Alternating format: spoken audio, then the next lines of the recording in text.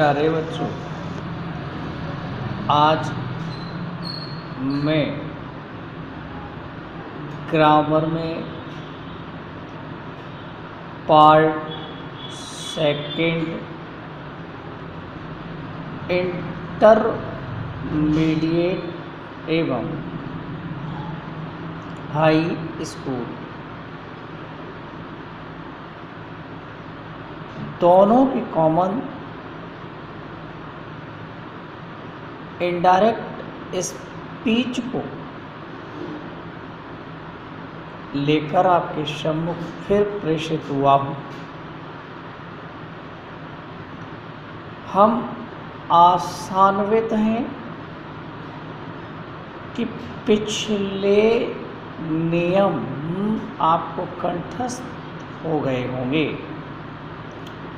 और इसी आशा के साथ हम आज पुनः उसी नियम को लेकर के आपके सम्मुख प्रेषित हुए हैं।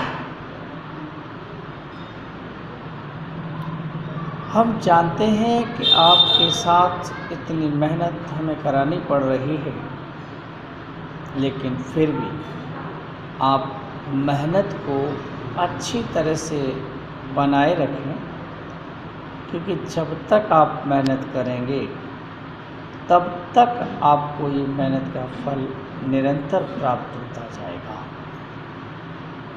आज उसी क्रम में मैं इनडायरेक्ट स्पीच का रूल नंबर 4 आपको देने जा रहा हूँ।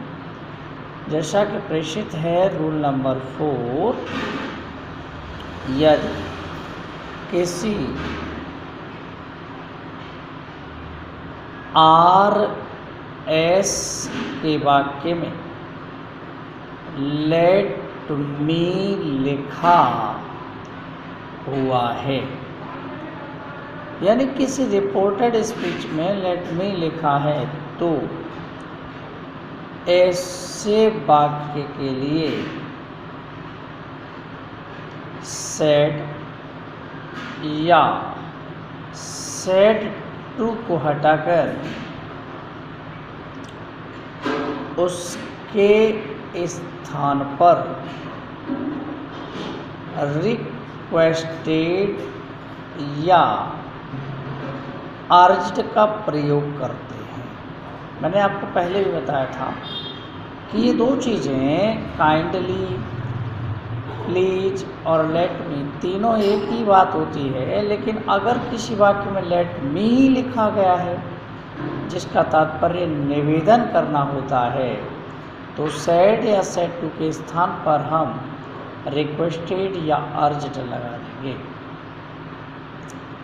जब ये चीज़ हम लगा देंगे तो ऐसी अवस्था में इन्वर्टेड कामा को हटा करके उसके स्थान पर टू लगा देंगे।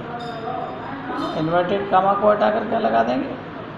टू, और इसके स्थान पर जैसे ही हम टू लगा देते हैं एवं उस वाक्य में आए हुए लेट को लिखा रहने देते हैं, यानी ये वाक्य सामान्यतः लेट लिखा रहेगा, इसमें परिवर्तन नहीं करेंगे, एवं कर्म को बदल दिया जाता है। जो भी इसमें कर्म आएगा उस कर्म को हम बदल देंगे एवं अन्य कोई परिवर्तन नहीं किया जाता है।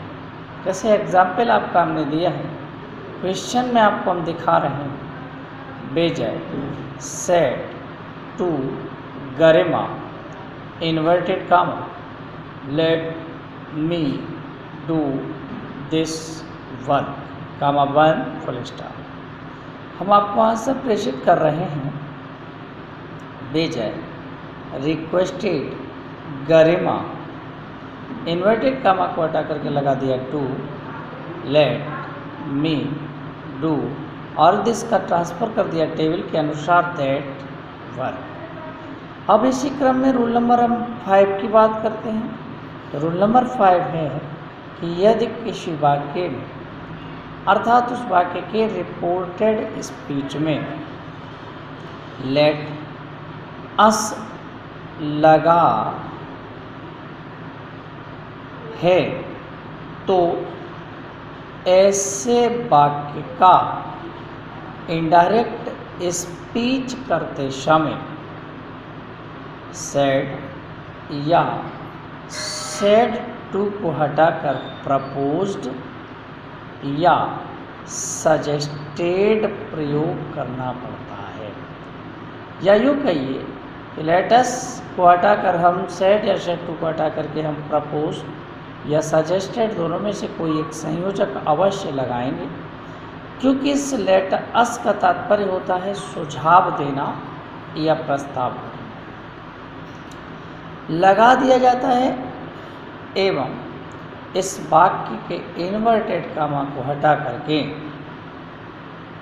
उसके स्थान पर हम दैट लगा देते हैं। इसमें इन्वर्टेड कामा हो, इसे हटा दो, दैट लगा दो एवं लेट अस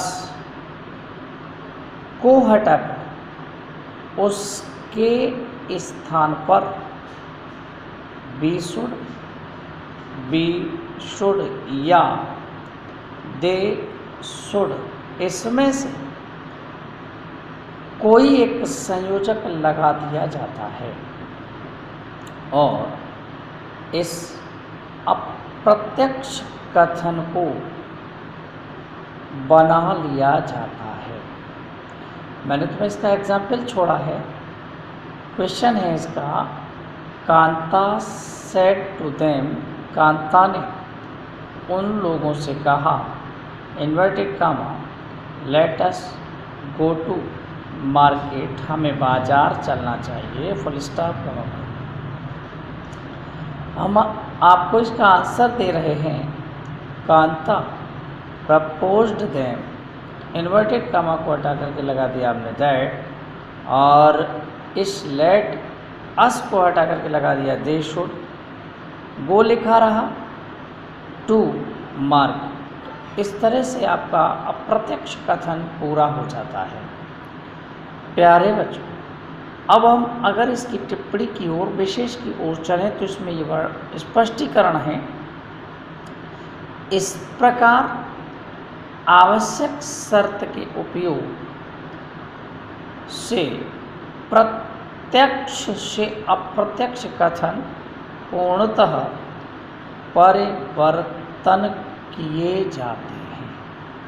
तो हम देखते हैं कि हमारे डायरेक्ट से इनडायरेक्ट स्पीच बनाने के कई एक नियम हैं, लेकिन उस नियमों में हम आपको पहले भी बता चुके थे कि हमारे डायरेक्ट स्पीच के केवल 5 भेद होते हैं। उन 5 भेदों में पहला एसरेटिव था, दूसरा इंटेरोगेटिव, तीसरा इम्परेटिव, चौथा ऑब्जेक्टिव और 5वां एक्सक्लेमेटिव। हम इस इम्परेटिव भाग पर चल रहे थे, जिसका पार्ट फर्स्ट आपको करा चुके थे। आज हम आपके सम्मुख लेकर के प्रेषित हुए हैं, तो पार्ट सेकंड आपके सम्मुख चलाया है, जिसके 2 रूल आपके सामने, रूल नंबर 4 और रूल नंबर 5 आपको हमने प्रेषित किया है। प्यारे बच्चों, हम आशान्वित हैं कि आपको ये नियम कंठस्थ हो गए होंगे।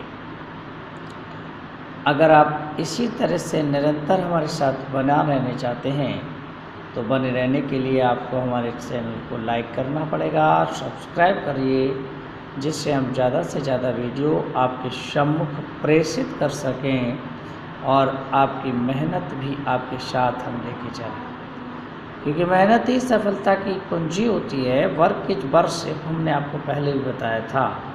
तो इसी आशा के साथ आप निरंतर बने रहें, और इसी आशा के साथ बने रहने के साथ साथ सब्सक्राइब करें, हम यही आपसे आशा करते हैं। और इसी के साथ हम अपनी वाणी को विराम देना चाहते हैं। प्यारे बच्चों, धन्यवाद।